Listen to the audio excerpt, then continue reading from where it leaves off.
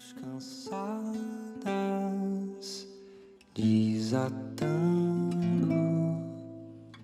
nós que o prende aqui. Solta o barco, aguardando hora de partir.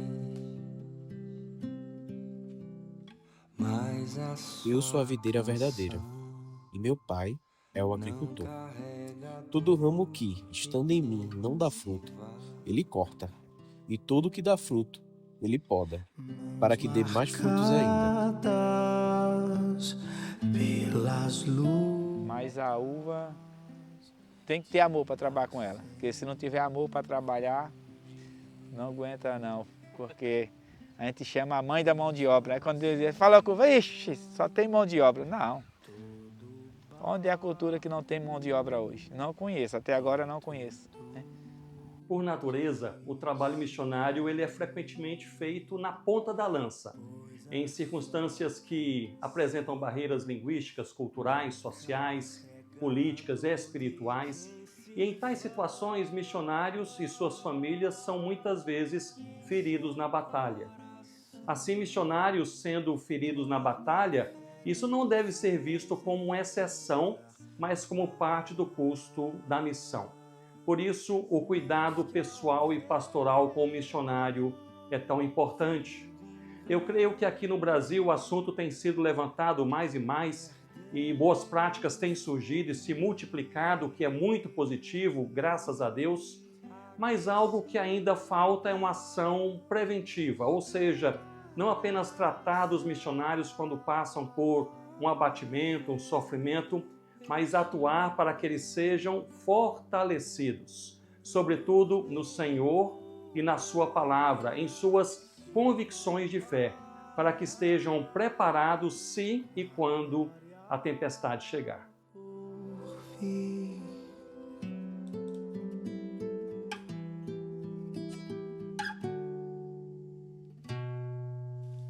Dor nenhuma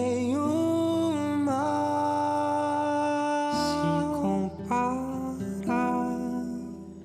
com a glória por vir. Dor nenhuma. Na verdade, se fosse pensar bem, a gente nunca pensou em missões, né? Mas a partir do momento que eu falo assim que onde eu trabalhava, eu ganhei uma TV e a gente começou a ouvir falar muito sobre missões e nisso começou a despertar no nosso coração a questão de missões. Então aí eu tive um sonho onde que eu vi o mapa mundi na minha frente, os continentes todos apagados, mas tinha uma luz muito forte saindo do Brasil. E aos poucos essa luz começou a iluminar as nações, né? E nisso eu acordei e fiquei pensando, falei, Deus, o Senhor será que está me chamando para missões, nos chamando como família? E nisso nós começamos a conversar, orar, amadurecer. Eu costumo dizer que para mim o processo de missão, de entender que a gente tinha um caminho aí para trilhar como missionário, foi a partir de um despertar. Inclusive é o nome do nosso projeto aqui com as crianças, Projeto Despertar, porque nós éramos pessoas de igreja, líderes comuns, que a gente já sabe, né, de ir para líderes de célula, de jovens, sempre estivemos sempre ativos, assim, tudo relacionado à igreja. Mas chegou um momento em que houve um despertar, assim, será que a vida é só isso? Será que é casar, ter filhos, ter um bom trabalho? Então começou a surgir esse despertar mesmo, esse desejo de saber um pouco mais, né, o que era além da vida além das 4 paredes da igreja, além do trabalho, né, de forma pessoal, de família. Foi no ano de 1992. Começou, né? Começou. Nós estávamos numa conferência missionária, nossa igreja é uma igreja muito missionária, que faz conferências já 46 há anos. 46 anos. Então, no ano de 1992, foi uma conferência de uma semana. No primeiro dia, eu senti o Senhor falando comigo que Ele estava me chamando para missões. Mas aí eu falei ao Senhor, Senhor, eu sou casada, eu só me levanto se o Senhor levantar o meu marido. Porque eu creio que Deus não é um Deus de confusão. E fiquei orando por ele, falei, eu não vou falar nada para não induzir. E foi, aí, todos os dias tinham culto essa conferência, né? Todos Isso. os dias. Todos os dias. Aí quando foi o último dia, foi algo assim que não deu para olhar se ele estava, se eu estava. Eu sei que quando nós vimos, nós dois estávamos lá na frente. Porque eu também tive o mesmo sentimento, né? Que Deus estava me chamando. E eu tive o mesmo sentimento que ela. Eu não queria induzi-la para ela vir só porque era minha esposa. Falei, Deus, eu creio que o Senhor está me chamando, eu não tenho dúvida, mas eu preciso que o Senhor chame a Denise também, né? A Denise não vem de carona, ela também Sim. precisa ser chamada pelo Senhor, né? Eu costumo falar que o casal, eles têm chamados bem específicos e individuais. E obviamente que Deus não faz coisas sem nexo, Ele chama os dois para o mesmo propósito. Mas Deus chama cada um, né, com um objetivo. E aí eu também orei, falei, Deus, fala com a Denise, né, tal. E aí no último dia, na última pregação, no domingo à noite, o nosso pastor é o saudoso pastor Edson Queiroz de Oliveira, um pastor muito conhecido em missões no Brasil. E foi meu pastor durante 40 anos, fui batizado por ele aos 9 anos de idade. Então tem uma trajetória de missões na minha vida dentro da igreja, né? Mas naquele final de semana, naquele dia específico, o chamado de Deus, ele é irresistível, né? O chamado de Deus é pessoal, né? E intransferível, ou seja, Ele te chamou você, né? E aí eu falei, Deus, fala com a minha esposa. E aí no último apelo, a gente foi muito emocionado pro apelo, era um espaço grande da cidade. Com muita gente. De na convenções. E aí quando eu estava lá na frente, ajoelhado, diante do púlpito, colocando a minha vida, Senhor, eis-me aqui, usa a minha vida para o que o Senhor quiser. E aí chorando compulsivamente, eu olho do lado, a Denise está ajoelhada chorando. Sim. E aí a gente chorou mais ainda, né? Porque aí foi uma resposta de oração que eu fiz, foi uma resposta dela, de oração dela.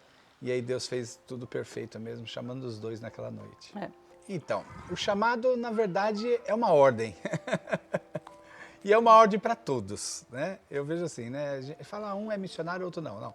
Todo crente, eu creio, biblicamente, que todo crente tem um chamado para a missão de Deus. Só que é fato que Deus chama alguns para estar à frente desse chamado, trabalhando no seu trabalho, no seu dia a dia, na sua profissão, e sendo um missionário na sua esfera de influência. O engenheiro, o mecânico, a dona de casa, o comerciante. Mas Deus chama alguns para um ministério específico de tempo integral. Então isso foi muito claro para a gente. E aí foi algo, como eu falo, é algo de obediência. Né? O ID de Jesus é algo que a gente tem que obedecer, né? Todo crente. Mas Deus mostrou bem especificamente para mim e para a Denise que era para nós largarmos toda a nossa vida secular e entrar de cabeça no ministério.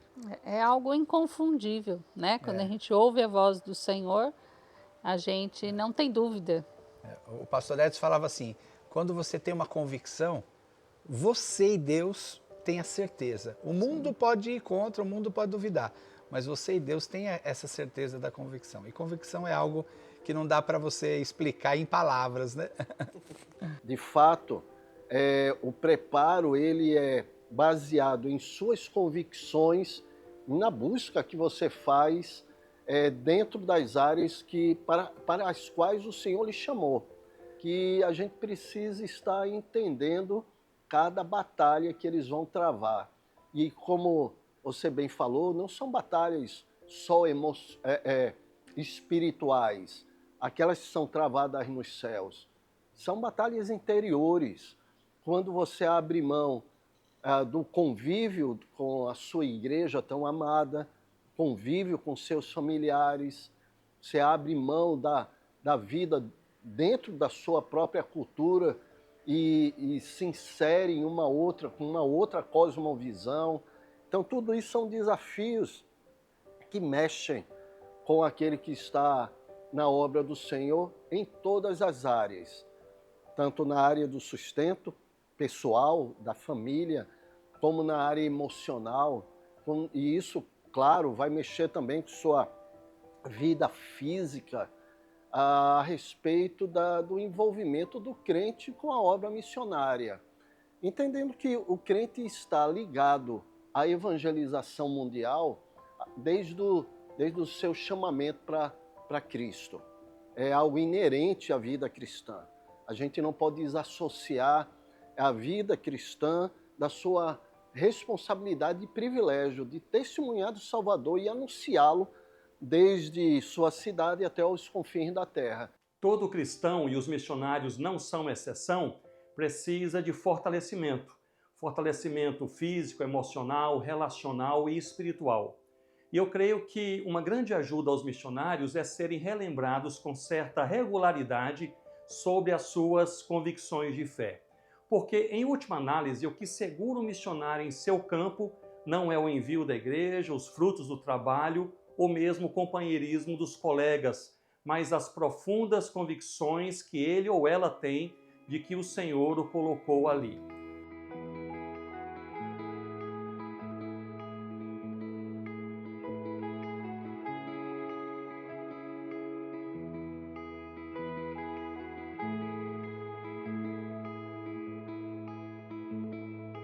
Quando os pés fraquejam, o joelho... Teve muito contato com missionários e esses missionários compartilhavam as suas dificuldades no campo, falando que às vezes o campo missionário não é um conto de fadas, que existem dificuldades tanto financeiras como dificuldades com a saúde, com a mente, né, o psicológico do missionário.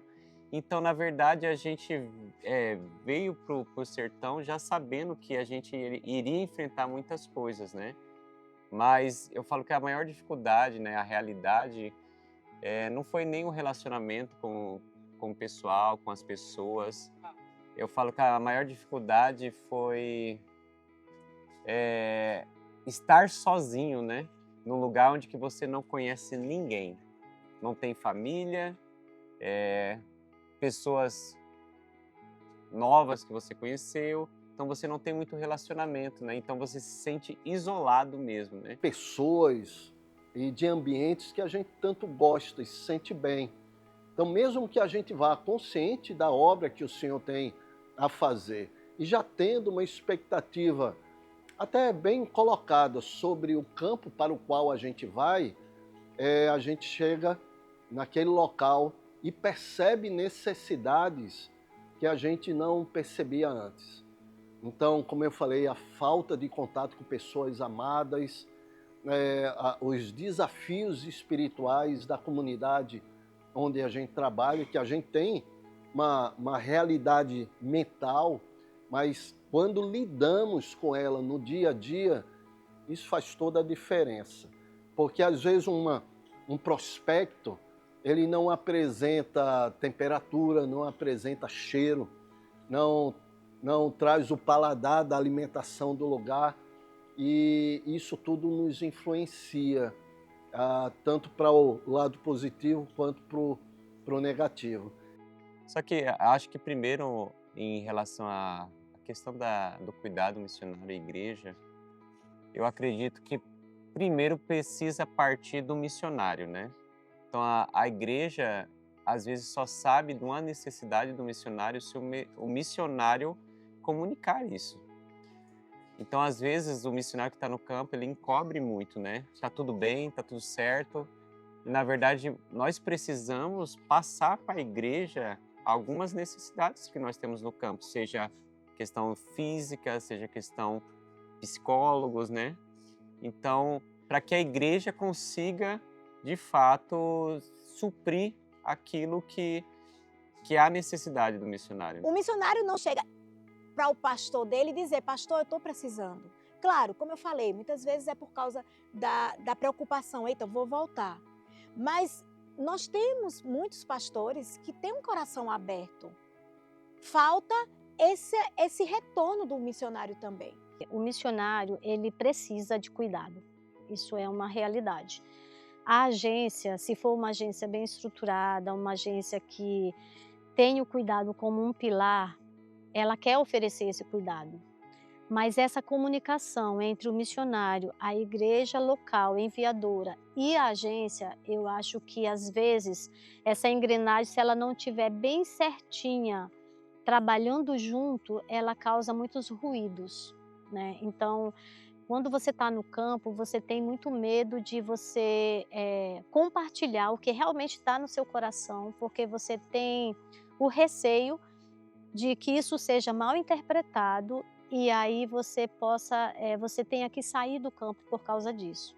Eu falo isso porque a gente teve experiências assim. Então, com uma agência, é mais fácil você ter essa comunicação, você se sente mais seguro em você abrir o seu coração e falar exatamente o que você está sentindo. Já com a igreja local, você tem esse receio. Então, com uma igreja local, você muitas vezes não vai falar para o seu pastor, apesar de você ser amigo dele, mas você vai ter essa dificuldade de falar claramente o que você está precisando, o que você está sentindo. Porque se você falar, olha, eu estou precisando de descansar mais, então você corre o risco, né, na sua mente, você pensa, eu vou ser julgado por ser um preguiçoso e querer estar viajando, somente fazendo turismo e não missão. Então você se sente na obrigação de estar sempre produzindo. Então acho que essa lacuna, ela pode ser preenchida com um plano bem elaborado das agências, porque aí eu acho que é onde entra a parte da agência, né? Eu sempre falo que é o tripé, a agência, a igreja enviadora e o missionário, e cada um tem o seu papel e ele tem que estar bem definido.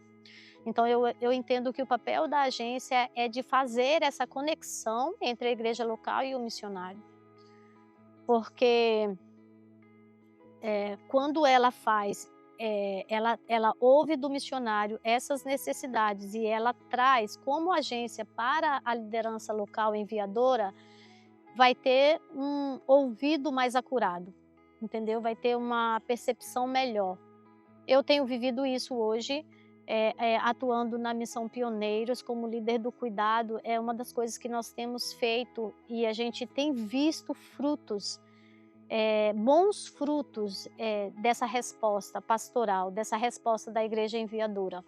Recentemente a gente teve um encontro online, um debriefing online com um casal de missionários e eu tinha conversado com o pastor deles na semana anterior.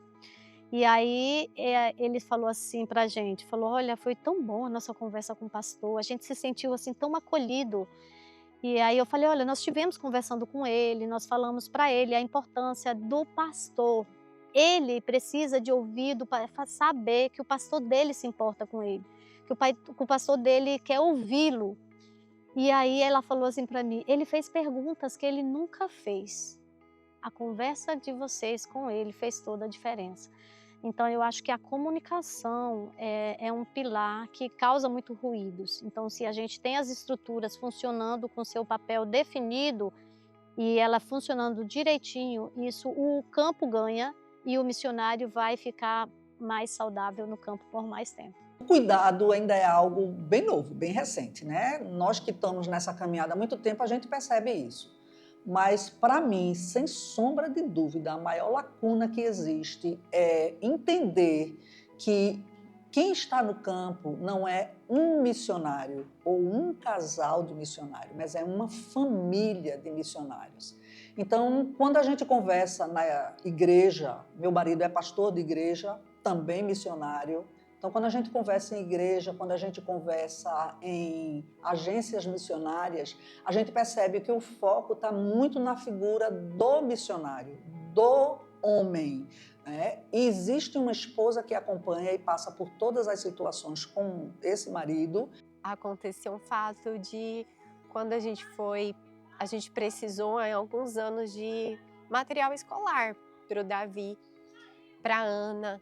Então tinha pessoas que deram bolsa aqui para eles estudarem, a bolsa mesmo na escola, deram material escolar. Parece uma parte financeira só, mas não é. É um cuidado pelo qual a gente não podia dar naquele momento para os nossos filhos. Então eles se sentiram cuidados, alegres por receber aquele presente, dar esse apoio escolar para eles, né? Que muitas vezes também a gente entende que as pessoas chegam até aqui e perguntam: como está o projeto? Como está você e o Fabrício? Mas esquecem também um pouco dos filhos, né? Então isso fazia muita diferença na nossa vida, receber uma ligação, uma oferta específica para os filhos, para a educação deles, para a saúde, né? E falar, acredito que a divulgação, isso ainda a gente sofre um pouco, com que eles divulguem o que a gente faz. Então, muitas vezes as pessoas não sabem o que é o projeto, o que o missionário faz. Então, essa informação não chega até quem precisa chegar. Então, essa divulgação que as igrejas poderiam, talvez, fazer chegar para quem precisa, né? É de saber que o missionário não é um super-herói, que ele tem sua saúde, tem sua mente para cuidar, tem suas dificuldades, necessidades, que sofre, né, também, e às vezes calado, né, sem falar nada. E o missionário é gente, né? Então, gente precisa também de cuidados. Então, eu vejo que normalmente as pessoas olham o missionário, às vezes, como super-herói mesmo. Se esquece que há algo além disso, né? Num chamado missionário, num apelo sobre a solidão, que será um caminho solitário. Só falam das coisas boas. Porque a gente vive, o missionário, o pastor, ele vive rodeado de pessoas. Rodeado de multidão. De multidões, né? Porém sozinho. Porque ninguém vai olhar para os seus problemas, ninguém chega e fala: olha, você está vivendo um momento de solidão, deixa eu te chamar mais para perto, deixa eu ser seu amigo, deixa eu ouvir as suas angústias, suas tristezas. Então é muito solitário, que eu creio que Deus hoje tem levantado no Brasil esse trabalho de cuidado missionário, lugares neutros onde as pessoas podem vir, podem buscar um ombro amigo, alguém para ouvir, porque realmente é um caminho muito solitário. É interessante que a gente percebeu isso já bem lá no início. Quando nos tornamos missionários e fomos para o campo missionário, a gente tinha um grupo de amigos, jovens, né? Amigos solteiros, amigos jovens casados. E a gente percebeu uma coisa assim que nos assustou um pouco. Os amigos deram uma sumida. Somem. É como se visse a gente como missionário, eles fizeram assim, abriram e a gente ficou sozinho, solitário mesmo. Né? Não sei o porquê, né? Mas isso aconteceu. Né? E isso acontece com outros missionários. Quando você vai para o campo, aquele ciclo de amizade que você está acostumado, aquele ambiente gostoso, as pessoas vão se afastando aos poucos. Todo que está envolvido no ministério, ele é muito desafiado nessa área da saúde emocional. Eu sou pastor de igreja há 40 anos. E um pastor de uma igreja local, assim como missionário em campo, essa é uma área que é atingida frontalmente. A grande dificuldade de um pastor e de um missionário é que há uma tendência da igreja de tê-lo como referência de segurança, como se aquele que está na obra não tivesse qualquer possibilidade de ser atingido por uma crise emocional, principalmente oriunda do trabalho espiritual que ele faz. E é o contrário. Quem está no campo, além das lutas que são inerentes a qualquer ser humano, ele está no fronte de uma batalha espiritual que a gente sabe pelas Escrituras que existe. E então ele é atingido em todas as áreas, na área física, como também na área espiritual por conta da realidade dessa batalha. Então, tanto aquele que está no ministério precisa estar consciente disso e se preparar, se fortalecer com oração, com relacionamentos sadios. E nesse relacionamento sadio, ele pode encontrar um primeiro viés de tratamento, de conversa, de liberdade para colocar suas lutas interiores, de poder compartilhar aquilo que o incomoda, de batalhas que são travadas não só no exterior, mas na mente, no coração também. A igreja ela pode fazer tanta coisa mais do que isso, né? Porque o financeiro, ele sai de uma fonte, que é o caixa da igreja, ou a caixa de missões. Então, o envolvimento para esse suporte, ele é bem limitado, ele sai dali, estipula-se um valor e sai dali. Mas o missionário é uma vida, né? E a igreja é formada por vidas, por pessoas. Então, esse sentimento de corpo, de que aquele missionário que está ali, ele está representando a mim, corpo de Cristo ali. Aquele missionário que está ali, ele tem uma gama de sentimentos, de emoções, de necessidades espirituais, de necessidades materiais, saúde, integridade física, tudo isso. E nesse aspecto, qualquer membro da igreja pode participar. Você pode não ter R$1, mas você pode participar dando uma ligada, passando uma mensagem por WhatsApp, né? Conversando com ele, sabendo a necessidade, escutando. Então, existe, sim, assim, uma abrangência muito maior do que o financeiro. O financeiro é importantíssimo, mas não é tudo. Tem pessoas aí, tem missionários que estão com sustento completo, mas com a vida precisando de um olhar direcionado. Então, eu acredito que quando a igreja entende isso, ela pode envolver todo o corpo nessa inserção com os missionários, através de ligações, através de contatos pessoais, de convite para jantar em casa, almoçar quando o missionário estiver aqui.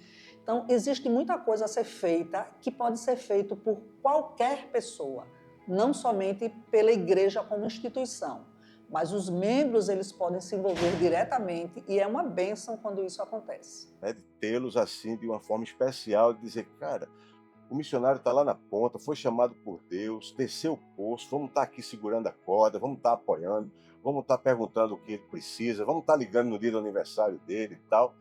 E assim a gente foi lidando de uma forma muito simples, como acontece até hoje, né?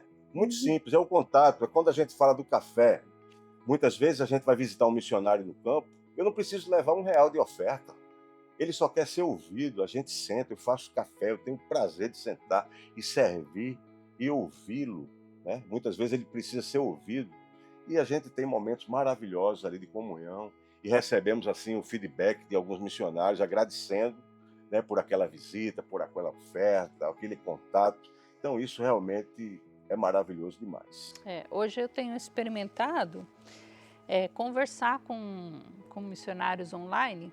E às vezes você dedicar na semana 1 hora, 40 minutos para conversar com um missionário, que aí elas dizem assim, olha, você é o único crente que eu posso conversar fora aqueles que eu estou ganhando para Jesus. E como que ela vai abrir o coração para aqueles que ela está ganhando para Jesus?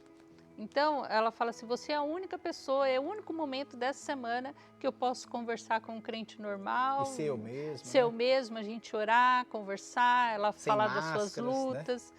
Então, falta muito disso na vida do missionário. Ambientes e pessoas que ouçam você sem te acusar, sem te rotular, né? Por exemplo, quando meu filho foi para o seminário, quando foi para o seminário, eu chorei, como toda mãe. Ele tinha acabado de fazer 17 anos. E eu compartilhei isso com algumas irmãs da minha igreja, né? E elas falaram assim, mas você, chorando por isso, você é uma missionária. Você sabe como é viver longe. Gente, mas eu sou uma mãe igual todo mundo, né? Que tem os seus problemas, tem as suas dificuldades, é ruim viver longe de filhos, né? Saudades. E aí só porque você está em missões, você não pode ter esse sentimento. Aí o que faz com o missionário? Ele não abre isso com ninguém. Ele se fecha, ele não mostra as suas fragilidades, suas limitações, porque ele tem que ser sempre um super-herói, né? A gente precisa mostrar o real, ser verdadeiro, mas a gente tem uma palavra de Deus. Então, a gente precisa mostrar as dificuldades que a gente passa, mas sabendo que quem nós somos? Nós somos muito mais do que um missionário, muito mais do que um pai, do que uma mãe. Nós somos primeiramente filhos. Então, eu tenho aprendido nesse último ano, com toda essa tempestade que a gente passou, que mais do que missionário, nós somos filhos de Deus. Então, isso nos mantém firmes.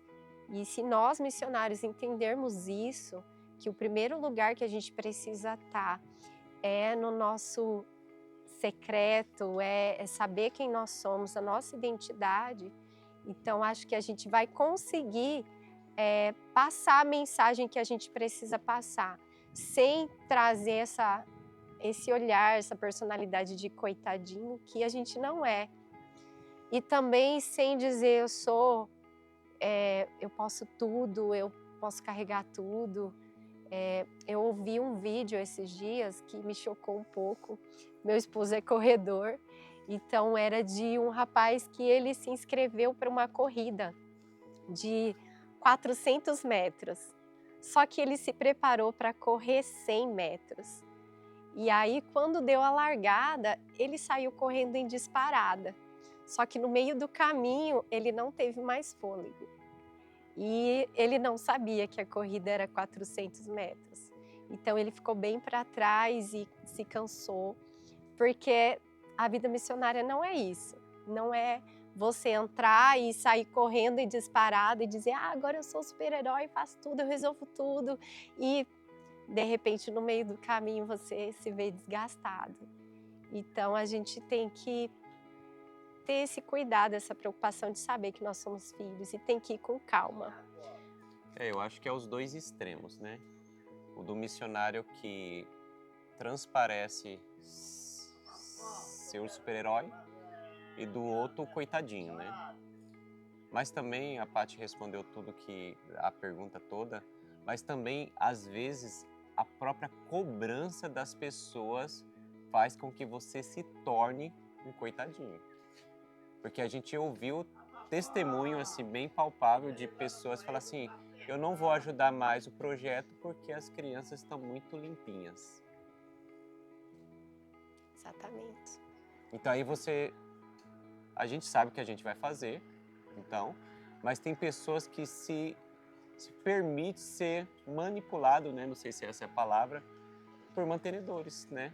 Por quê? Você tem que demonstrar o coitadinho, senão as pessoas não vão abençoar o projeto, porque Deus está fazendo. Por isso que eu falo que sempre é interessante, em meio a tantas dificuldades que a gente passa como missionário ou como missão, de mostrar o que Deus está fazendo. Porque dificuldade vai ter em todo canto, mas Ele está fazendo, né? Agora, graças a Deus, nos últimos anos, nossas agências aqui no Brasil começaram a abrir departamentos de cuidado integral do missionário. Aí estamos aí nesse processo, que não é só uma questão de abrir um departamento, é de aprender a cuidar. Então, tanto os missionários precisam entender um ambiente do cuidado e de como as agências preparam esse ambiente para ser um ambiente construído na base da confiança e do sigilo, como também a agência precisa compreender isso.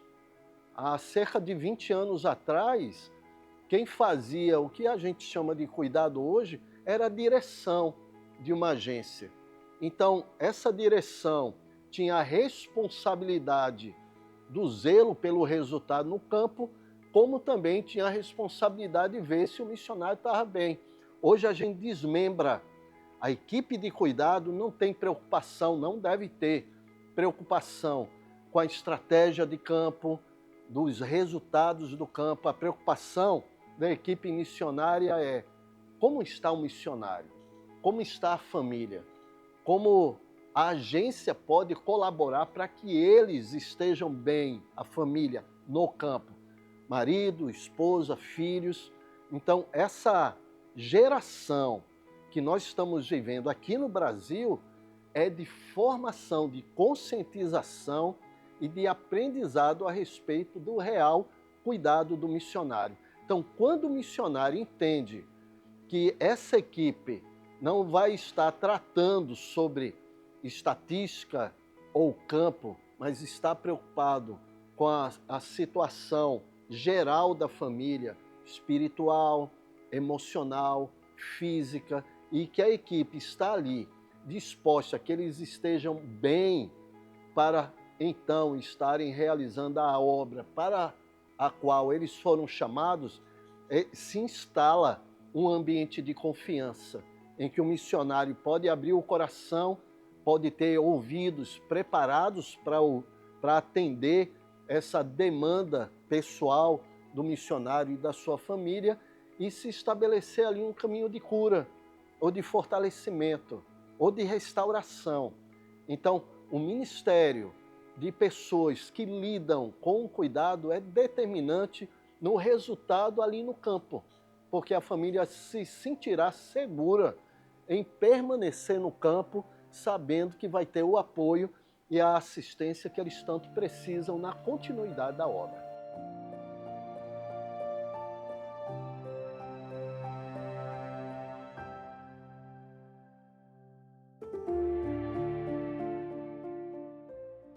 A poda, a gente já dá o início nela ali, a gente vai escolher os melhores ramos, né?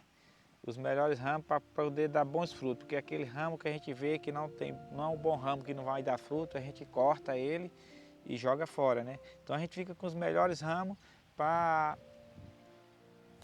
vir os melhores frutos, né? Quanto mais melhor o ramo, mais fruto. A gente também não deixa ramo em excesso, né? A gente já deixa os ramos limitados, né? Porque vai ter muitos brotos, né? E depois da brotação a gente ainda vai escolher também os melhores ramos com os melhores cachos, né? A gente vai fazer a desbrota, fazer a seleção, porque vem muitos brotos, mas a gente procura ficar com o melhor, né? Para ter o melhor cacho, né? Para ter a melhor colheita.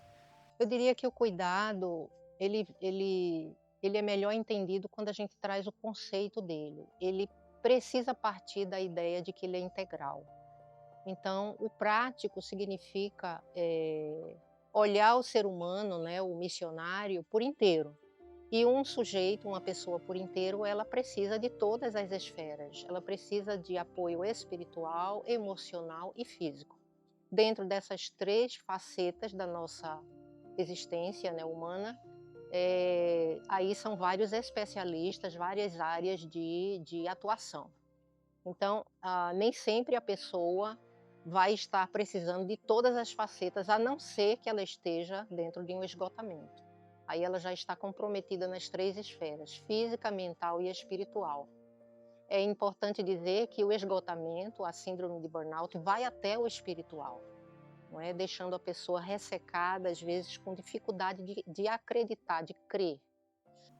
Começou em 2009 e eu fui passando por cima, sempre pensando, beleza, eu descanso, tá tudo bem, depois descanso de novo, gasta, né? Gasta a mente, descansa, mas na verdade não, né?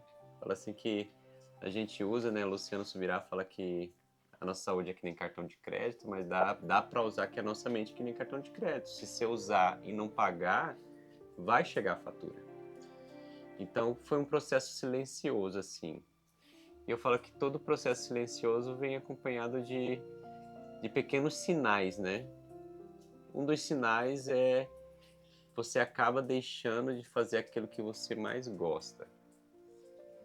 Então, por mais que eu gostava muito e ainda gosto mais de fazer atividade física, eu percebi que a atividade física não me dava mais prazer, né? Então, o que acontecia? Eu tentava suprir isso trabalhando mais na missão. Trabalhando mais e mais e mais na missão. E automaticamente você trabalhando mais na missão, com todas as demandas, a sua mente vai cansar. E você vai deixando de lado o seu cuidado com a sua mente. E isso passando, você vai aos poucos, por exemplo, ganhando peso. E sem perceber isso se torna comum, né? Comum porque eu tô comendo um monte, eu não tô praticando atividade física e na verdade você tá comendo sentimentos, né? Você tá se sentindo às vezes frustrado, se sentindo ansioso, se sentindo nervoso e você vai descontar na comida. Então o burnout ele começa às vezes com pequenos sinais de ansiedade, até mesmo dores de cabeça, cansaço, a fadiga, né? E eu falo que tudo começou desse jeito, onde eu deixei de praticar algumas coisas que eu gostava muito e tentei suprir o lugar dessas coisas com o trabalho, né?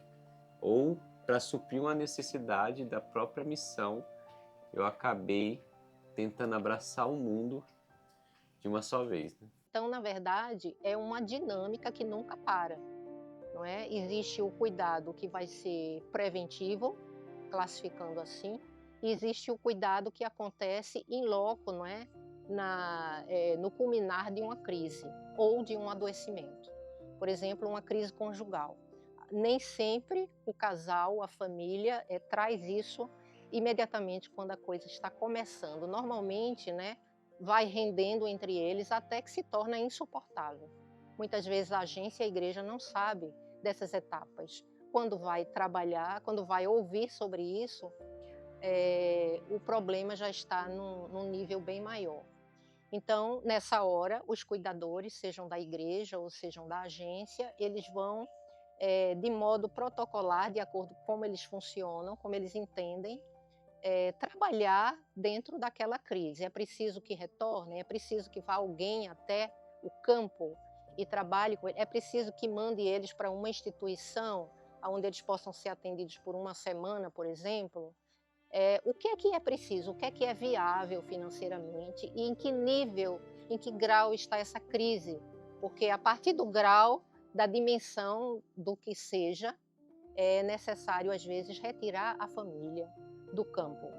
O que hoje tem se tornado uma coisa cada vez menos usada, porque nós temos todos esses veículos de comunicação, inclusive de intervenção clínica a partir de onde eles estão.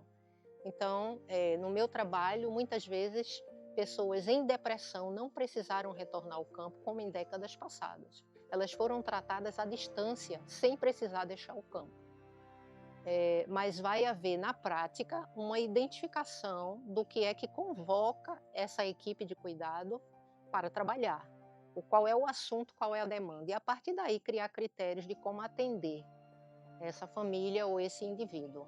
Então, eu acho assim, a gente como missionário, você tem uma cobrança muito grande, né? Tem resultados. De resultados, você tem que mostrar serviço. Resultados, serviço. Mostrar que está valendo a pena a igreja investir em você. Por outro lado, você vê uma demanda enorme de necessidade e pouca gente fazendo. Então, você acha que você é o super-herói. O missionário, essencialmente, ele é um ativista. Se torna um ativista por conta da realidade. E eu costumo sempre dizer assim, se a gente chega nesse ponto de esgotamento, né? É porque eu fiz além daquilo do que Deus me pediu. Deus nunca iria pedir para mim algo que me esgotasse, que me deixasse nesse ponto. Então, o que eu vejo que leva a gente a isso? A gente é ativista, a gente quer agradar os outros. Quer agradar homens. Né? Queremos agradar homens, queremos ter, mostrar resultados. Queremos reconhecimento pessoal. Reconhecimento pessoal. E tudo isso te leva a ficar longe de Deus. Porque a coisa que você primeiro abre mão é o seu tempo a sós com Deus. Isso é bem falado. Ele perguntou qual o sinal. Um dos sinais mais evidentes é quando o missionário, o pastor, ele abre mão do seu tempo a sós com Deus. Sim. Que meu pastor chamava de TSD. Todo crente tem que ter o tempo a sós com Deus diário. Então, quando a gente começa a negligenciar esse tempo a sós com Deus como prioridade, é um sinal de que o burnout vai chegar. E aí você quer se mostrar uma pessoa que faz tudo, né? Aí você começa a não ter folga. Não fala não para ninguém. Não fala não, você aceita tudo. Tudo, né? Tudo. Porque você é o bonzinho, entendeu? E só que chega uma hora que o corpo não aguenta, a conta vai chegar, entendeu? E talvez a forma de Deus te parar e fazer você reavaliar. É permitindo isso para você reavaliar onde você errou no processo. Olha, eu falo que fora o começo, quando eu fui perceber mesmo que não estava legal, né, a minha saúde mental, foi quando, e já fazia algum tempo, né, que eu estava dando crises de tremedeira. Não sei se vai responder a sua questão, mas eu estava tremendo e às vezes eu precisava resolver alguma coisa, me dava como se fosse crise de ansiedade, a tremedeira, um suador, né, que fala que começava a suar frio. Então, começou dessa forma, né? Outro ponto foi quando eu não conseguia mais levar a Ana Lívia para brincar no parque. E isso eu levava ela constantemente, né, Paty? Sempre foi de levar e ele começou a se isolar das pessoas, tinha crises quando estava no meio de muita gente, não queria participar das coisas da missão, inventava desculpas. Eu não queria ir no Alegre, onde tem um projeto para as crianças, não queria ir onde tinha criança. Como assim? Não queria ir onde tinha criança? Aquilo que você gosta de fazer, ama fazer, e você não querer estar no lugar que você ama, né? De repente também eu não, além das crianças, foi um começo. Outra coisa, eu não queria estar com gente, né? Não queria estar com gente, e quando se falava em participar de alguma coisa que tinha muitas pessoas, eu não queria estar. E até mesmo nos próprios cultos, né? Vamos colocar como assim, um pastor sem vontade de ir para a igreja, querendo ficar em casa. Esses foram os primeiros sintomas, a partir do ponto que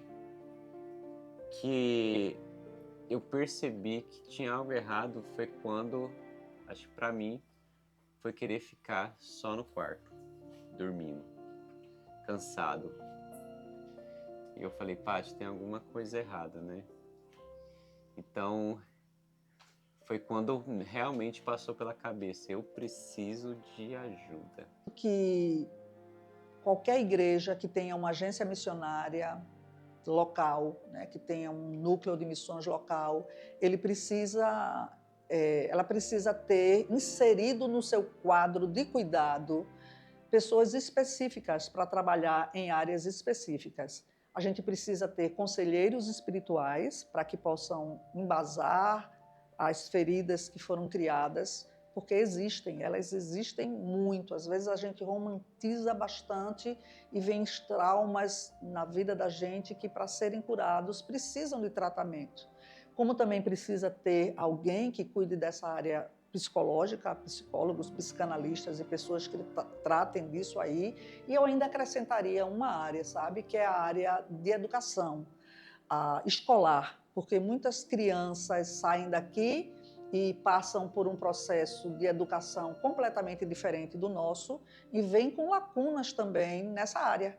Então, a gente tenta montar, por exemplo, a nossa estrutura dentro da nossa agência é um apoio em todas essas áreas: espiritual, emocional, educacional, financeira, né, e orgânica, para que o missionário possa sentir-se seguro na sua volta. Você está passando por um processo como esse, você pensa, nunca vai acabar. E você se vê sem esperança. Como é um ataque constante, assim, porque esse processo não foi só para ele que estava passando pelo burnout, mas eu costumo estudando tudo e ouvindo profissionais depois que trabalham com isso, falaram que tanto quanto quem está passando pela situação precisa ser cuidado, tanto essa pessoa quanto quem está cuidando precisa se cuidar. Então, na minha mente é como se nunca fosse acabar. E eu estava realmente perdendo as esperanças de que aquele tempo ia passar. Parecia que nunca ia resolver, que ele sempre vinha na minha mente, isso nunca vai passar, esse problema é muito difícil, isso é impossível de ser resolvido. E constantemente vinha isso na minha mente, essa falta de esperança. E foi a parte assim mais difícil em lidar com tudo isso, tanto que eu comecei também a fazer terapia para que eu conseguisse até em alguns momentos estar bem, para dar uns choques de realidade quando ele não reagia, porque é como se a pessoa estivesse numa UTI, sem reação, só que ela aparentemente está bem fisicamente, está ali, mas é um mal invisível, você não vê. Então, a minha visão é como se ele tivesse deitado numa cama de hospital e eu tivesse ali para dar o suporte para ele todo momento, falando reage, reage. Era essa impressão e isso que passava pela minha mente. Você sabe que está doente, você sabe que precisa ser cuidado, você sabe que precisa tratar isso. Eu confesso para você que por muito tempo, né, e vocês já ouviram falar de pessoas com mais idade falando assim, a depressão, porque eu também entrei num quadro depressivo e fobia social, né? Que a depressão era demônio que precisava expulsar, até que é com você, né? Até que é com você, mas quando é com você, você não quer assumir que precisa ser cuidado, não quer assumir que precisa realmente, por recomendações médicas, ser retirado do campo para ser cuidado. Eu não queria voltar para a cidade, para Paranavaí. Não queria. Eu sabia que aqui eu não estava bem, mas para mim lá eu estaria pior, porque aqui é um lugar que eu amo. Mas como assim sair do campo? Como que vai ser? Como que vai ficar a missão, né? Sempre era a pergunta, né? Pra gente, sair do campo era parar. E fracasso, um sentimento E esse de sentimento fracasso, de fracasso. que não deu certo, né?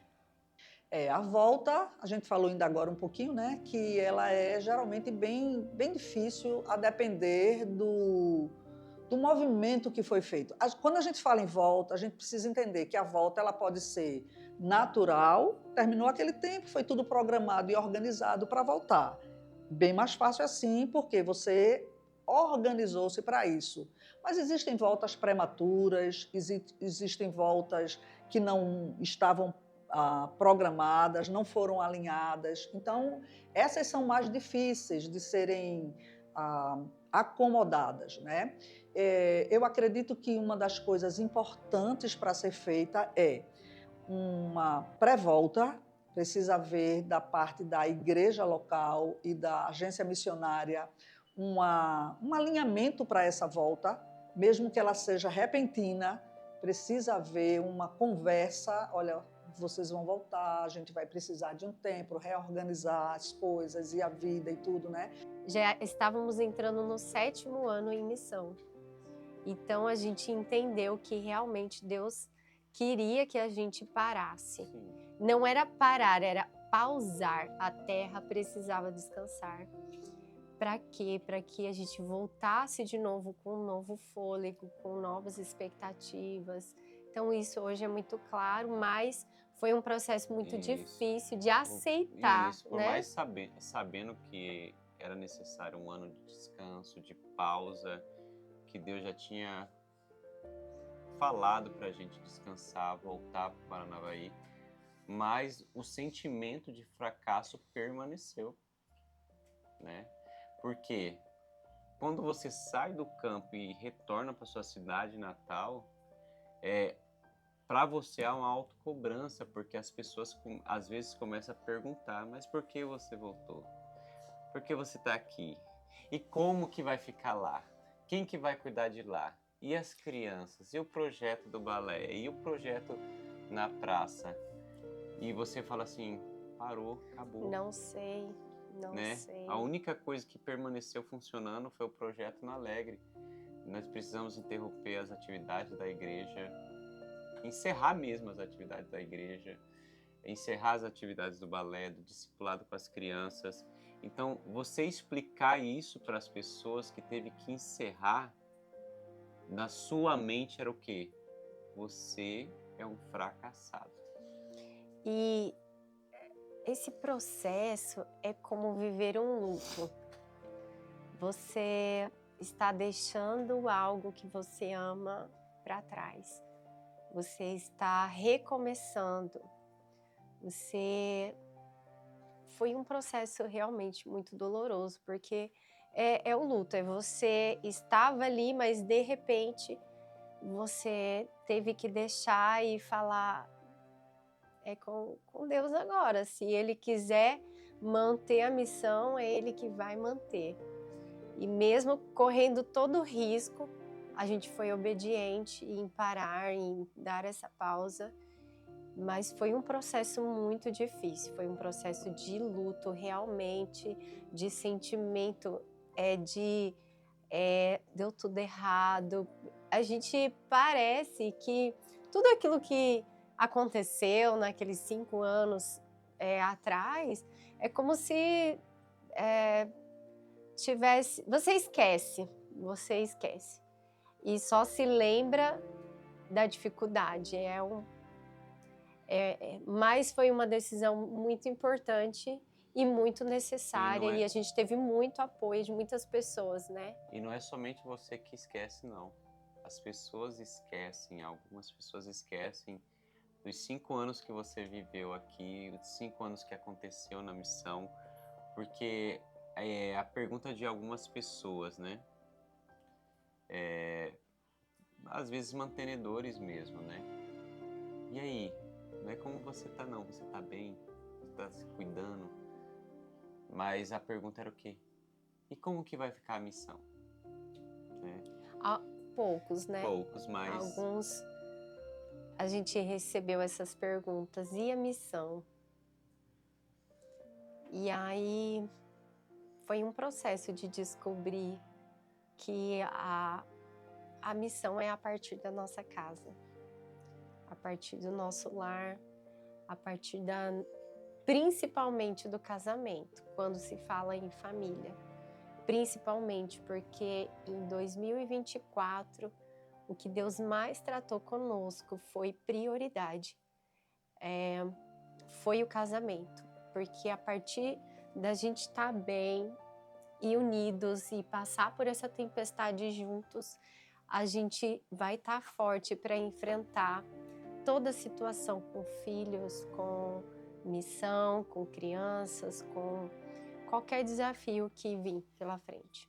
Quando a gente volta com muitos questionamentos, né? A gente volta até se achando estranho, né? Um estranho no ninho, né? Quando a gente volta. E esse momento de conversa, de entendimento como a gente está, né? De como o que a gente quer fazer a partir daí, se tem alguma ideia, se não tem, porque a gente fica perdido. Quando eu voltei do campo, eu não sabia fazer compras, uma coisa tão simples. Eu ia ao mercado e esquecia um monte de coisa, fazia a lista. E quando voltava, eu dizia, eu não comprei isso não, foi. Mas por quê? Eu já não sabia fazer mais isso, né? Comprar uma roupa. Eu não sabia comprar uma roupa para mim. Por quê? Porque no campo missionário são tantas coisas e a gente que está lá, a gente não tem mais esse hábito. Vamos a uma loja, vamos a mercados. Não é mais isso. Então, quando a gente volta muito perdido, né? E é preciso que a agência, que a igreja, que o ministério, que a família pare para conversar, né? Eu não vou dizer não são nem perguntas, não é questionário, mas é o fato de parar e conversar. Você está bem? E aí? Como é que está? Como foi essa tua volta? Né? Voltou como? Então, uma reentrada, ela convoca o missionário em todas as esferas, especialmente a esfera emocional, que inclui a sua concepção de identidade. Quando essa pessoa saiu do Brasil, da sua cidade, para trabalhar em outro lugar, ela tinha um contorno de identidade cultural. E quando ela retorna, ela não é mais a mesma pessoa. Outros elementos culturais foram incutidos na sua vivência transcultural. E é isso que a gente chama de aculturação, né? A receber, não de forma passiva, mas eu diria sofrível, elementos de uma outra cultura para que se adequem ou se organizem no seu psiquismo, de certa forma, e a pessoa passe a viver, não deixando de ser aquilo que era, mas ao mesmo tempo passando a ser alguma coisa a mais. Quando ela retorna, em tese, ela está retornando para casa, entre aspas, porque ela já construiu uma casa em outra cultura. Então, quando ela retorna, ela não pertence mais a esse mesmo lugar que ela deixou. Então, dentro dela também existe, desta pessoa que está retornando, também existe as crises. Eu não deveria estar me sentindo bem aqui, eu não deveria estar tirando tudo de letra, é a minha casa, é a minha família, é a minha igreja, só que não é mais. Claro, a família é a família, mas a família não ficou congelada, ninguém congelou suas vidas. Então, há um hiato ali, um espaço que ela não vivenciou com aquelas pessoas. E essas pessoas não vivenciaram com ela. A crise se dá nesse elemento aí, nessa falta, em que eles deixaram de compartilhar o dia a dia. Então, a pessoa vai fazer uma readaptação à terra dela. E isso eu diria que muitas vezes é mais sofrível do que a adaptação cultural que ela fez lá, na outra cultura, porque aqui há muitas exigências da igreja, da família, da sociedade, dela mesma, de simplesmente se sentir bem. Mas ela não está bem. Ela vai ter que construir de novo o seu lar no sentido mais extenso da palavra. Criar vínculos de novo. Se ver identitariamente de novo dentro do seu país e da sua cidade. Criar de novo funções e papéis que atendam àquela sociedade que ela faz parte. E isso leva tempo. E durante esse tempo ela está em crise, normalmente. Então, na reentrada é um momento muito necessário para o missionário ter um mentor, um conselheiro ou alguém que trabalha no cuidado para ajudá-la a processar toda essa frustração que a família tem por ela não se comportar ou não aceitar mais algumas coisas. Enfim, o comportamento muda e ela poder processar isso junto com alguém. E o acolhimento de saber, de ser atendido por alguém que entende o que ela está passando sem criticar, é simplesmente um remédio para a alma, porque não se encontra essa pessoa. Então, esse é um momento, a reentrada é um momento crucial de muita dificuldade para os missionários, seja por qualquer motivo que ele está reentrando. Bem, a igreja, às vezes ela oferece para o missionário, quando ele vem do campo, só o descanso. Um descanso, vai para uma casa de praia, vai para uma chácara, mas ele precisa muito mais do que isso. Ele está entrando numa outra cultura, fora do que ele está vivendo, ele está num choque cultural. Então, ele precisa de muito mais coisa do que só um descanso, né? Às vezes eu paro para pensar assim, por exemplo, um missionário que está vivendo burnout. Por que muitos chegam a esse ponto de uma hora que ficam doentes mesmo? Porque ninguém toma uma ação antes. Se você trabalha num lugar secular, você vai num médico, você vai num psiquiatra, ele vai te dar um relatório e você vai ser remunerado para ficar afastado. Afastado para se cuidar. O missionário ele não pode fazer isso, porque se ele não estiver produzindo, a primeira coisa que acontece com ele, o sustento é cortado. Então, eu vejo que é um momento da gente olhar de uma forma diferente para o missionário, porque ele vive muitas pressões, mais às vezes do que as pessoas que têm um trabalho secular, Mas porque muito mais. ele está envolvido em outra cultura, solitário, longe de Longe de família, amigos, longe de longe das amigos, festas de aniversário, coisas né? comuns, né? Eu até olhei, por exemplo, na época de pandemia, todo mundo falava, eu não aguento mais comemorar aniversário online, eu não Essa aguento mais essa solidão. solidão, só conversar Não online. posso usar minhas roupas novas. Gente, isso é a vida do A vida do missionário. missionário. A pandemia é um retrato da vida do missionário. missionário. A vida do missionário é assim. É isolado, é solidão, é sozinho. Então, se foi difícil para todo mundo viver a pandemia, o missionário vive isso constantemente.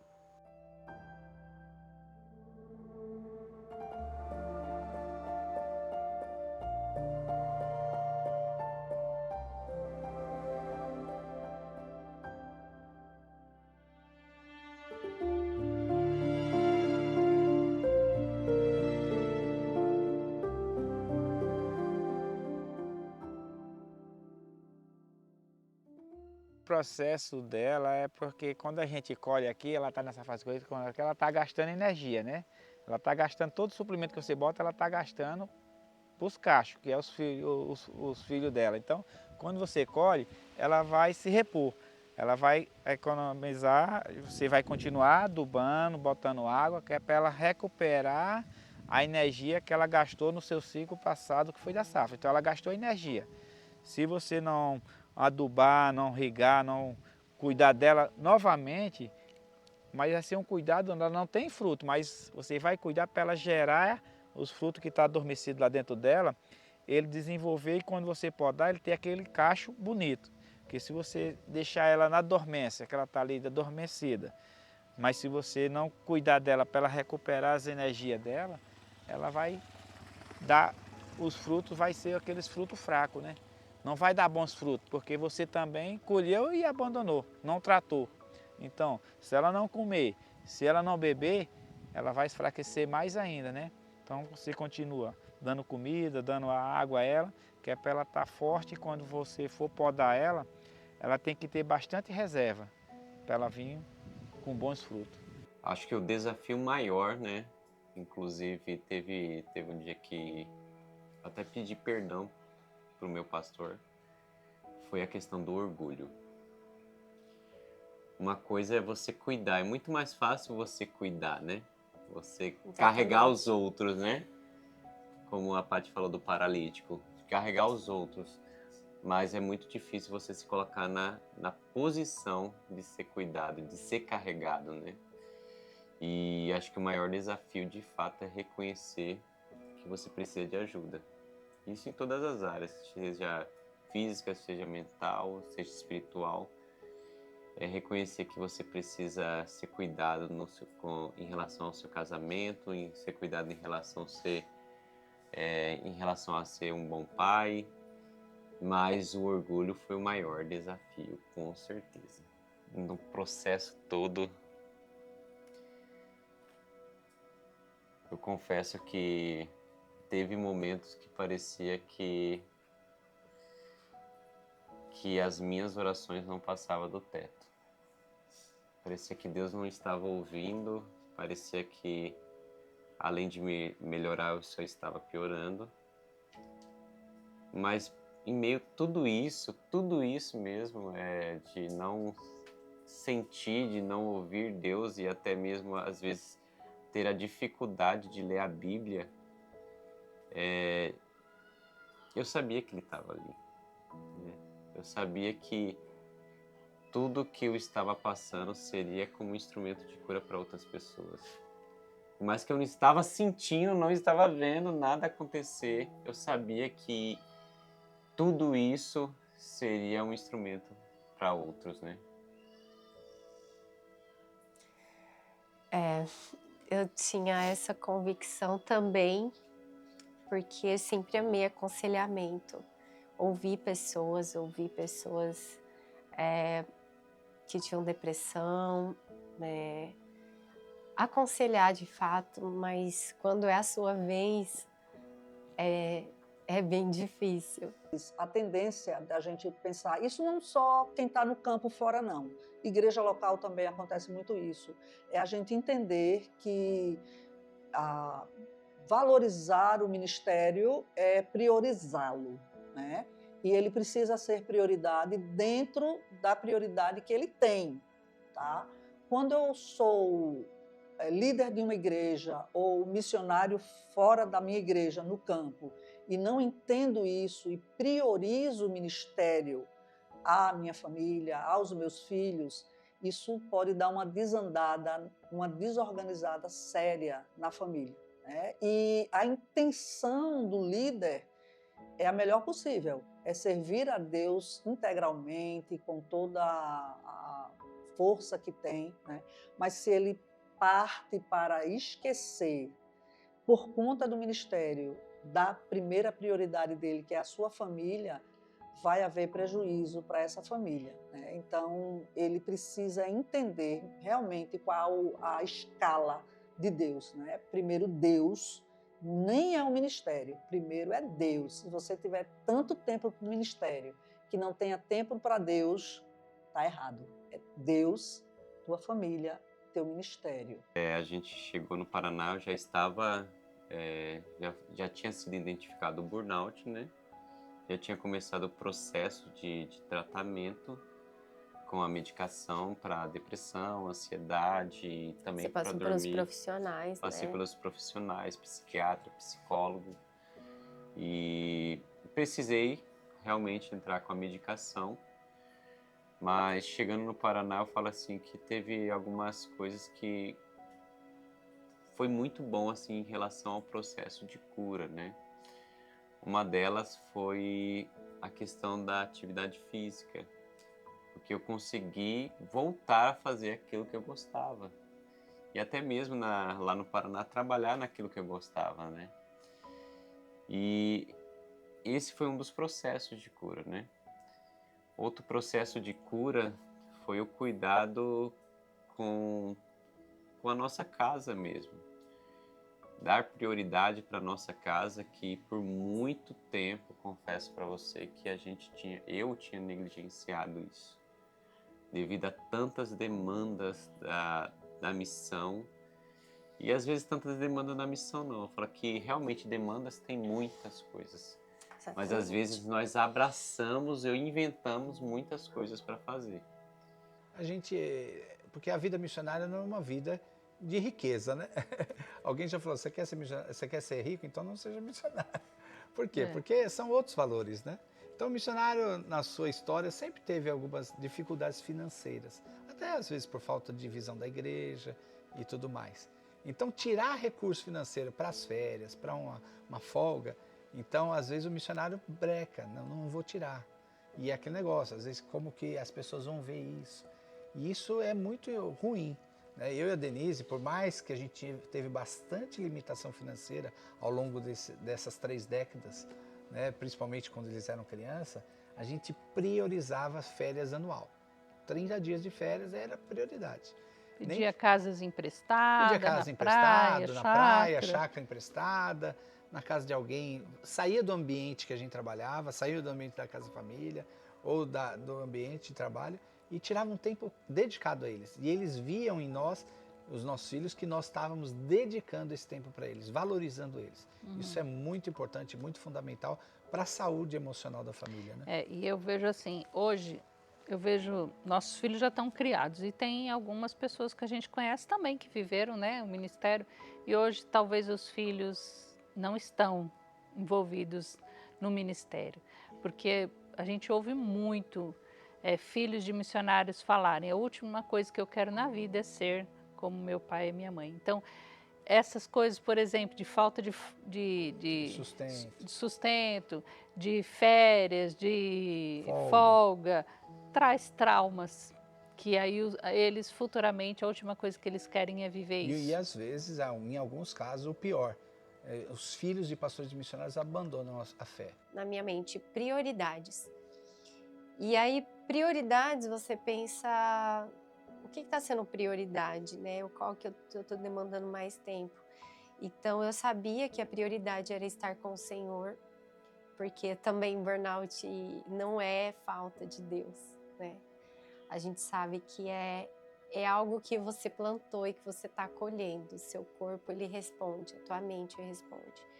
Então, eu via que Deus queria que a gente estivesse com Ele, que a gente cuidasse do nosso casamento, que a gente cuidasse da nossa saúde física, mental e espiritual, que a gente cuidasse dos nossos filhos. Então, isso era a prioridade naquele momento. Então, fui fazer exame médico. A gente tirou vários dias para levar as crianças ao médico com mais estrutura, porque aqui é muito difícil, né? Então, lá a gente teve uma estrutura melhor para fazer isso. Começamos vários tratamentos. O Fabrício começou a trabalhar, fazer o estágio na academia da faculdade de educação física. Então, ele já começou os treinos, melhorou a alimentação. A gente entendeu, fez terapia, a gente entendeu que precisava melhorar a questão do sono, porque a gente não dormia bem, a gente não tinha tempo de lazer. Nós estávamos há muitos anos sem ter um tempo de lazer com a nossa própria família, por estar longe, né? Então, isso realmente estava afetando, porque os momentos de lazer que a gente tinha eram algumas vezes proporcionados por pessoas como o irmão Léo, que levava a gente para a praia, né? Então, isso era uma vez no ano. Fora isso, a gente negociou muito o descanso. Então, a gente se sentia culpado em dormir, às vezes descansar. Então, a gente entendeu que para esse processo de cura acontecer, as coisas deveriam ficar tudo no lugar.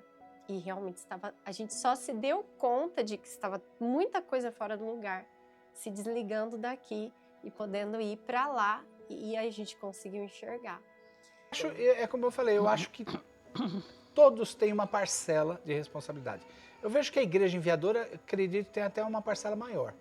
Porque é como eu te falei, Deus chama a igreja para avançar o reino no mundo. Deus não chama a agência, a organização. A organização e a agência são cooperadores, facilitadores, ajudam, contribuem, mas Deus chama a igreja. Então eu vejo que a responsabilidade, principalmente se o missionário é membro daquela igreja e ele foi chamado por Deus naquela igreja para ir para o campo missionário, então essa responsabilidade recai mais sobre a igreja local, né? E também a gente não pode negligenciar o autocuidado. Eu vejo que muitos missionários também negligenciam o seu autocuidado. Como eu falei, cuidar da família, cuidar da esposa, cuidar dos filhos, cuidar das suas finanças, cuidar da sua saúde. Tem coisas que ninguém vai fazer, tem que ser você. Tipo, o missionário precisa fazer academia, cuidar da saúde. Ninguém vai fazer academia por ele, ele tem que fazer. Seria bom, né? Missionário precisa fazer uma bateria de exames, um check-up. Se não for o missionário ir no médico, ninguém vai por ele. Então eu vejo que cada um tem a sua parcela de contribuição, né? O seguinte, que a maneira como o missionário é preparado pré-campo vai definir se ele permanece em campo ou se ele retorna com pouco tempo, antes do tempo previsto. Outra coisa, ele quer dizer também que aquele primeira etapa que o missionário passa no campo, os primeiros meses, eu diria assim, o primeiro ano, se não foi estrategicamente pensado e adequado para aquele tipo de missionário, aquele tipo de família, é provável que eles retornem com 1 ano ou 2 anos de campo e nunca mais voltem ao campo. Então, essa experiência primeira, que é o primeiro ano de campo, não é? E essa experiência prévia de preparo integral, a gente quer fazer cuidado, mas o preparo tem que ser integral também.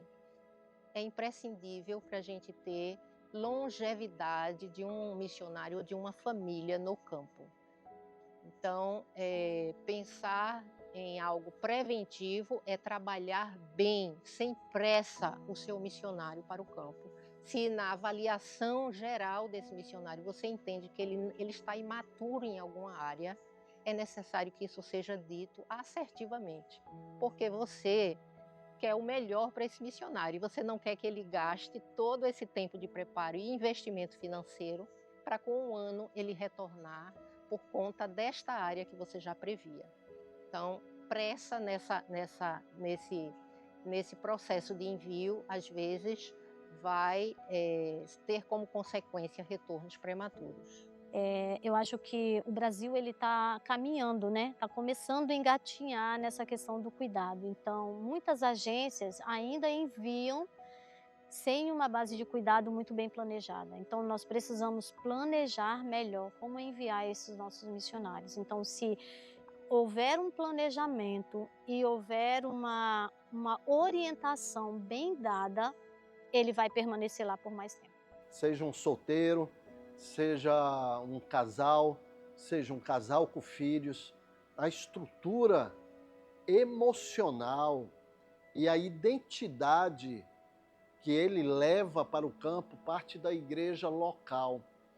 Então, a igreja local precisa se conscientizar das implicações do envio de missionários ao campo, sob seu privilégio e de suas responsabilidades.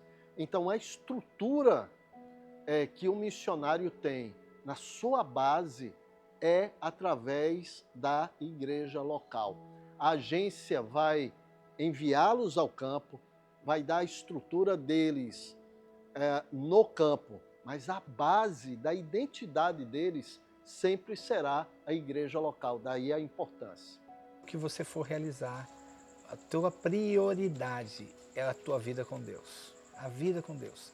Seja um jovenzinho que está iniciando, seja um missionário idoso que está terminando. Alguém fala assim, o bonito não é começar bem, a gente tem que terminar bem. Né? Então o que faz a gente terminar bem?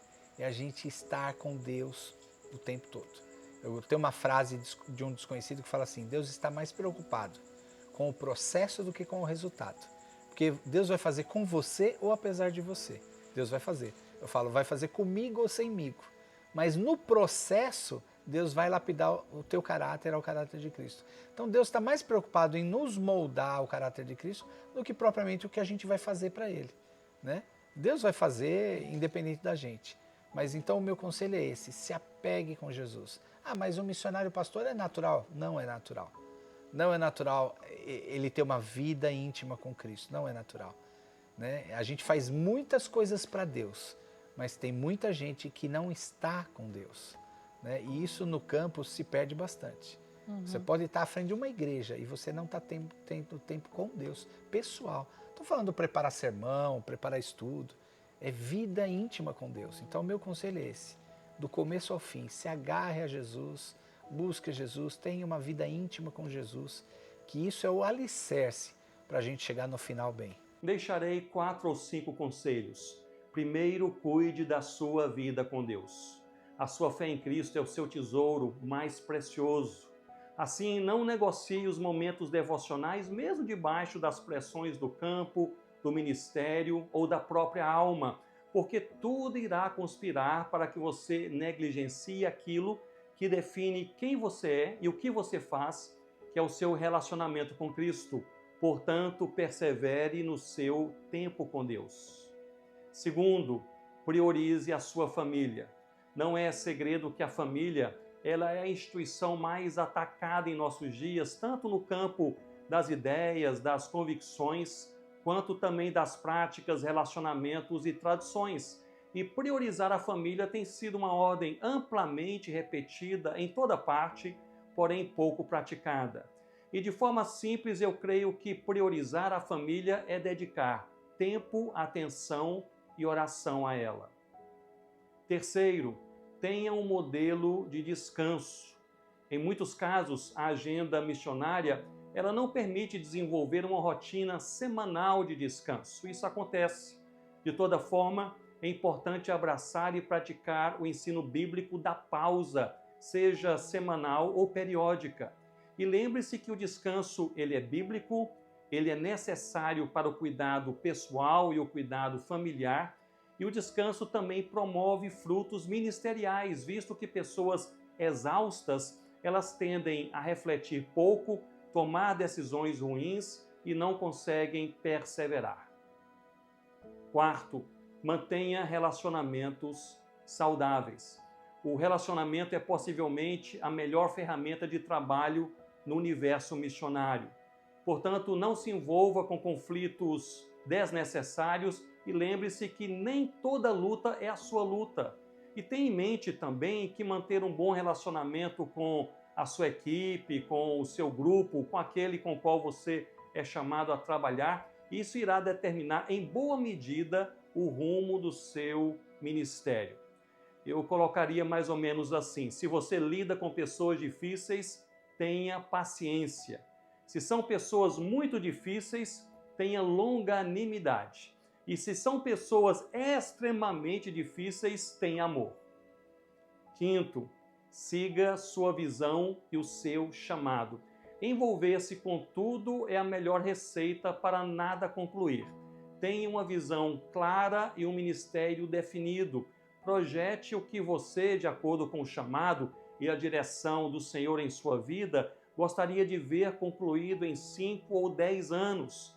Portanto, não trave todas as batalhas, mas somente aquelas que o Senhor colocou perante você. E nestas, dê tudo o que você tem. Eu também trabalho com manga e quando eu estou pulverizando ali induzindo, aí eu penso assim, como Deus criou tudo perfeito, né?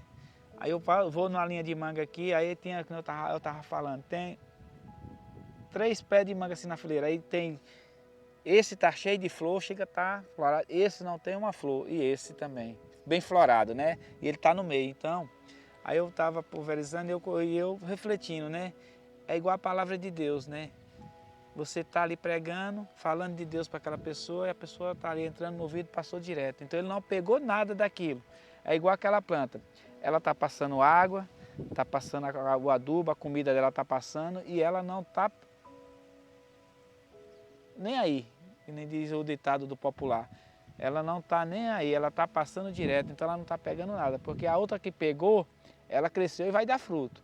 Mas aquela lá, ela ficou parada, né? A uva a gente vê a mesma coisa. A gente, quando faz a poda, a gente vai aquele fruto que não dá ramo, aquele ramo que não dá fruto, ele é cortado e jogado fora para ser queimado. A mesma coisa da palavra dele que o nosso mestre, né? Jesus diz, aquele fruto que não der ramo, o fruto que... Meu Deus. Não é, a árvore que não der fruto, ela é cortada e jogada fora, né? Bem assim a videira. Aqui a gente, quando faz a poda, a gente corta o ramo que não dá fruto, ele é cortado e jogado fora. Aquele ramo que fica, ele vai dar muitos frutos, né? Aí bem assim a analogia na palavra de Deus, né?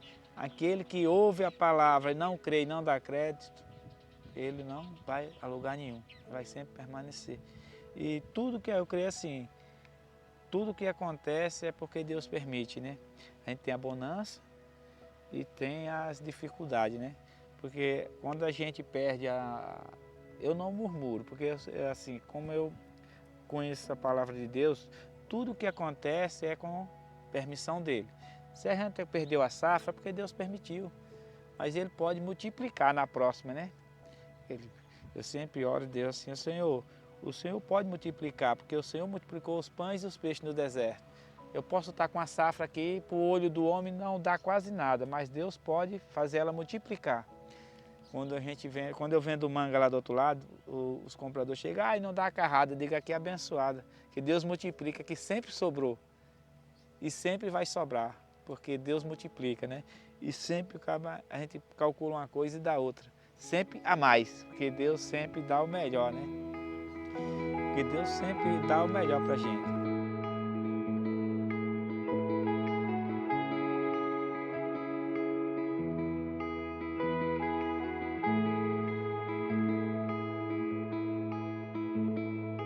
Quando os pés fraquejam, os joelhos tremem e vacila ao caminhar. Vejo uma pedra, um porto seguro, nele eu posso me apoiar. Quando os sentimentos são tão obscuros que eu não posso descer,